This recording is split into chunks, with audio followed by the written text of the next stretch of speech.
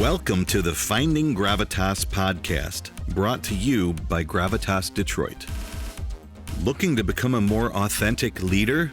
Finding Gravitas is the podcast for you. Gravitas is the ultimate leadership quality that draws people in. It's an irresistible force encompassing all the traits of authentic leadership.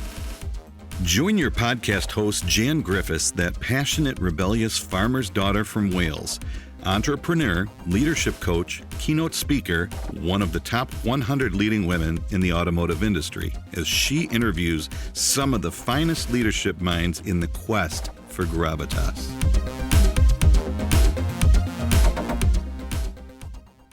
It's 2021, and oh, what a year 2020 has been. We've seen and done things that we never thought possible. That's not what this episode is about. I promise, in this episode, I'm not going to use the term new normal. We're not going to talk about the challenges of working from home or Zoom fatigue, and I'm not going to use the word transformation or pivot. Nope. This is a much more personal episode. I want to share with you today my journey along the path of authentic leadership. After all, this podcast is called Finding Gravitas. Gravitas is the hallmark of authentic leadership. And as you know, you can't become a great leader, a truly authentic leader of other people, until you know how to lead yourself. And I've learned a lot about that in 2020. Do I have it all right? Oh, absolutely not. It's a journey. We're constantly evolving as human beings, and we're constantly striving to live our lives in line with our values and to be truly authentic. And I've made great strides in my own personal journey and becoming an authentic leader of my own life. And this is what I want to share with you today. It's all about getting better every single day in how you live your life, how you lead your life, and then, of course, how you lead others. I'm going to go back a few years. About 2016 timeframe, when I first started questioning this idea of authentic leadership before I really knew what it was. I was getting ready for a presentation to a Chamber of Commerce down in Gadsden, Alabama, which, by the way, I received some flack from my colleagues from doing that, but that's a story for another day. And the audience wanted me to present my story, basically. How did I get to the position I was in? What's it like to lead a global supply chain group for a major tier 1 company? They wanted to hear that story. And as I put the presentation together, I struggled because I thought that it should have some sort of corporate structure or feel to it and be more than just my personal stories. There was this compulsion to add in some corporate slides or learnings for some key thought leaders about how to achieve team performance and alignment of goals and objectives. I felt somehow I had to fit this mold and not have just this storytelling approach. And even though it didn't really resonate with me, I felt that I had to do that. So my presentation was a mix of some personal photographs, my stories, key learnings I'd gained along the way, and I shared this with the audience, and I felt that would meet the expectation. But you know what's funny? When I presented my stories, you could see the energy change in the room. It really resonated with the audience. There were times when they were on their feet clapping when I talked about those personal moments. But when I talked through those corporate slides, they didn't resonate with the audience at all. Now, I don't know whether it's because they could sense that I wasn't comfortable with it. I wasn't sure. But then as I thought about it, I realized that as human beings, since the beginning of time, we relate to each other through this idea of storytelling. And when you start to stray further away from that, and yes, start to stray into trying to fit a mold that somebody else has put on you, then the less effective that communication and the ability to connect actually is. We are storytellers as human beings, and that was a real eye-opener for me. that's when I really started to think about authentic leadership. And in that presentation, I titled it, Dream It, Brand It, Own It, because my story really fell into 3 parts. Not sequentially in a timeline kind of way, but there's 3 major chunks, I think, of focus, areas of focus that you need to work on in order to lead yourself and lead others. And I look at this as Dream It is the first one. It's how you develop a bold vision for yourself, and you don't let others hold you back or tell you that you can't be something or do something. You've heard me say many times, the thought that this little farm girl from the Welsh Hills would ever be in Detroit and one of the top 100 leading women in automotive was quite ridiculous. So this idea of breaking through the expectations and barriers that exist in your own head is really important. And I love speaking about the dream it part of my journey. And then brand it, because that's how you show up in life, both in your professional life and your personal life. What is your personal brand? What are your habits and behaviors? What are your values? It's how you live your life. And then own it is about the execution part of it. So how do you make it all happen? And how do you hold yourself accountable? And it was such a telling sign to me that the storytelling was the part that resonated with the audience. And so my Dream It, Brand It, Own It methodology was born. And I continue to use it as a foundation for my coaching business. Yet, all this being said, still, in the corporate world today, you'll often hear people say things like, there's no time for my team to be spending on soft skills and soft stuff. We have real work to do. We've got numbers to achieve. This is just a waste of time. This is fluff. This is a nice to have. We've got a business to run. Okay. But if we don't take the time to connect with each other as human beings and do this foundational work and talk to each other as human beings, not with corporate structure and methodologies and how to be successful books, and if you follow this cookie cutter approach, it will assure your success. No, it's about being authentic, being real, and using this art of storytelling. We're not going to get the high performance that we so desperately desire in our teams today, and we certainly are not going to be able to call ourselves authentic leaders if we don't get back to some of these very basic connections with each other as human beings. And I learned that lesson again just a few months ago. I held a workshop with a client, and one of the very first things we did was to share with each other a chart with 2 images on it, something we enjoyed doing as children and another thing we enjoyed doing during the pandemic. And it's amazing, the conversation, the camaraderie that it brought together. It really started to bond the team. And then we moved into strengths, and we focused on each other's strengths. Not once did we talk about weaknesses. But it's a very powerful moment when people in your team are talking to you about what they perceive as your strengths. It was almost an emotional moment. And it's these kinds of workshops and techniques that we need to do more of. And that's when we start to find out who we really are and what our own authentic leadership is all about. Over the many decades that I've been in the corporate world, I've questioned my authentic leadership style. I would strive to fit a leadership model or mold that I thought was the way that you were supposed to be and you were supposed to behave. Many meetings where I sat in a room full of people, and you always have that sort of inner group that's aligned with the boss. And when they say that they're going to make a decision or go a certain way, if you don't go along with that, you're considered weak. And they will point out that you're weak if you don't support the decision, even though you might know that it's wrong. I know some of you out there can relate to exactly what I'm talking about.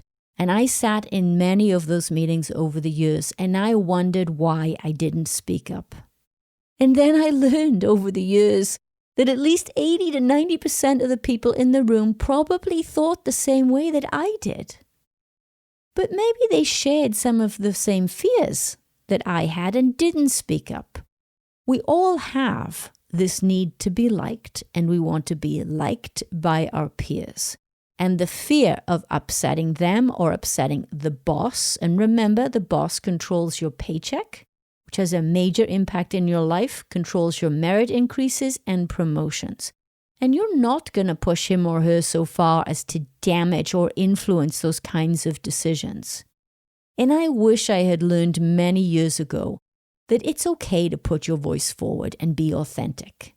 And it doesn't mean that you say absolutely everything that's on your mind. That's not what being authentic is. No, you speak with respect in a professional way, and you offer your opinion and your perspective in a way that's direct.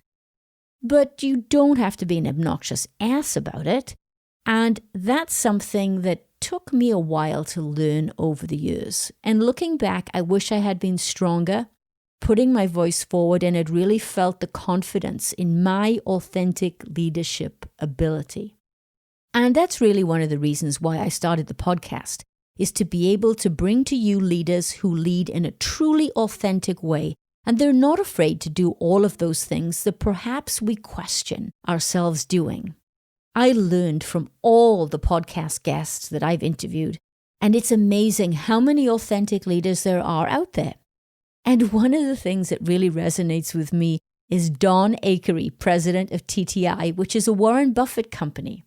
And we ended the podcast with Don saying, "It's okay to be nice." And there it is. Yes, it's okay to be nice. There's some great leaders out there. And what I'm seeing is that the command and control leadership model is dead. Yes, of course, it still operates out there, it still exists, but it is not the leadership model of the future. We are not going to be able to attract Gen Z, yes, Gen Z, because we're at the end of millennials. Millennials are already in the workforce, and it's about attracting Gen Z now, and that's not going to happen if we continue to operate with a command and control model. So the leadership model of the future is the authentic leadership model. We're coming up to almost 1 year now of the podcast. And in one way, shape, or form, all of our guests talk about the traits of authentic leadership and sharing more of yourself in the workplace and not being afraid that somebody will somehow use that information against you. That's not the case when you're comfortable in your own skin and your values are aligned. This divide that we used to have between our personal and professional lives, we don't need to have that anymore. I used to feel that way, that you had to have this definite line and a distance between those two lives. And in fact, I even look in my closet and I see two very different wardrobes, one for my working life and persona and one for my personal life. But you don't have to do that. It doesn't have to be that way. We have and we live one life. And the more that you can connect with people on a very real and personal level, the stronger the leader you will be and the more performance you will actually get out of the team. It is true. Let me talk to you about a much more personal aspect of authentic leadership. In 2020, I made a significant change to my appearance. I got away from that very sharp, angled, dark bob haircut. And I cut off my hair and I truly embraced the gray. It's actually more silver than gray. And I was scared, I'm not going to lie, I was. I've had that haircut for decades. My mother used to say years ago that I used to hide behind it. And I never really understood what she meant by that. But I think I do now. I went to work every day during my corporate career dressed from head to toe in designer clothes. Shoes, makeup, hair done, everything perfect, well-groomed every single day. Because I thought that's the way I should look for my corporate role. Aside from the fact that I thought I had to wear a corporate mask and act a certain way, I thought that I had to look a certain way as well. So for me to change my appearance so drastically after decades of operating this way wasn't an easy decision. I wanted to get away from spending hours a month in a hair salon and the money that went along with it, and I just wanted to be me. I've truly embraced the aging process, and I'm good with it. And I have to tell you, when I cut my hair, it was incredibly empowering. It felt great. And along with that, I found myself moving away from this need for materialistic possessions. I now find great joy in the simplest things in life. Now, don't get me wrong. I will always appreciate a good designer and good quality clothes, and there will always be a few pieces in my closet. But I don't feel that need to have it and look a certain way every single day. I enjoy simple things. I enjoy making tea and toast for my daughter Gwen and my partner Dietrich every morning. It's a simple pleasure, but I really enjoy it, helping them get their day off to a great start. Along with this new haircut came the need for some new headshots and photos. And so I called my favorite photographer, Brad Ziegler. Now, Brad has been shooting me since the early days when I was in my corporate role. And I was just appointed to the top 100 leading women in automotive in 2015. And he did that photo shoot. And during that photo shoot, he said to me, okay, well, we've done the professional shots. Now let's take some shots of you the way you really are. What did he say? The way you really are? I didn't quite understand it. He had a sense in that very first session that I wasn't quite my 100% authentic self. And then we took some shots in my favorite black dress and heels, and we had some fun with it, and it was a great experience. Then as the years went by, Brad saw me grow into the person I am today, and he saw me evolve into my more authentic self. And then when we did this photo shoot a few months ago, I've never felt so comfortable in front of the camera, and he knew it, and I knew it. We barely even had to talk about it because it was so obvious. I've never felt so comfortable in my own skin. It was a real milestone for me. Something happened. There was a magic there that moment. And I felt like I had stepped into the light somehow. And Brad, with his skill set, captured that. And you'll see that image on the podcast art for this episode. I feel like I don't have to wear a mask or try to be anything to anybody anymore. I've found my light. I've stepped into it, and I love it. I've truly embraced my own authenticity. I've made significant strides on my personal leadership journey and my quest for gravitas. And my wish for you is that you will make 2021 the year where you step into your light and embrace all that is truly, wonderfully, authentically 100% you. I'll keep bringing you the guests to help you on that journey and sharing all of their insights and everything that I have. So let's launch 2021 with passion, energy, and determination to be everything you know you can be. And don't let anybody stop you or tell you that you can't, including that little voice in your head that sometimes holds you back. 2021 is the year to dream it, brand it, own it.